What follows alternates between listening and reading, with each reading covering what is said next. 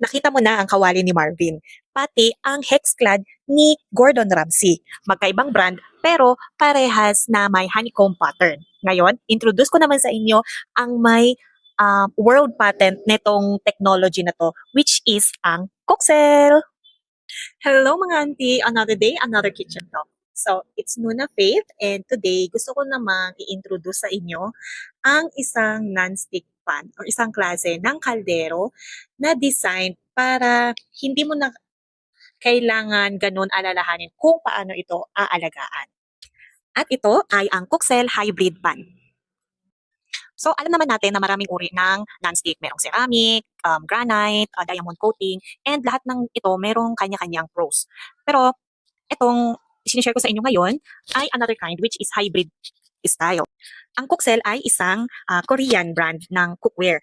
And alam nyo ba na ang kanilang hybrid pans ay ini-export na sa almost 36 countries worldwide kasama na ang US at Europe countries. Eh di wow, di ba? So ang hybrid pan ay pinagsamang stainless and non-stick sa iisang pan.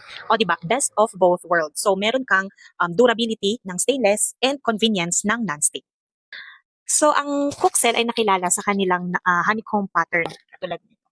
And yung nakikita nyong honeycomb na yan, yung silver na nagbibigay ng honeycomb pattern yan, yung stainless. Ayan. At sa ilalim niyan, ang non-stick coating.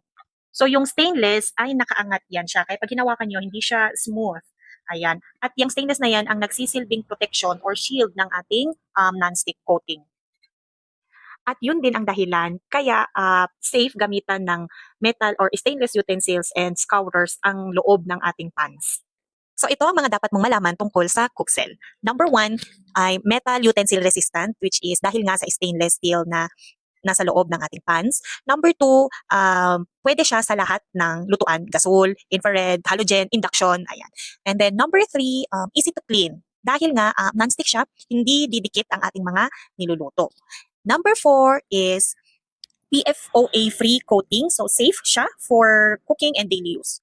And lastly, number 5, scratch resistant. Dahil nga doon sa stainless na promoprotekta sa ating non-stick. Pero hindi resistant siya, hindi siya scratch proof. At kung nagasgas naman ang inyong Coxel, safe pa rin yon dahil ang nagasgas dyan ay yung stainless part na nandito sa ating Coxel.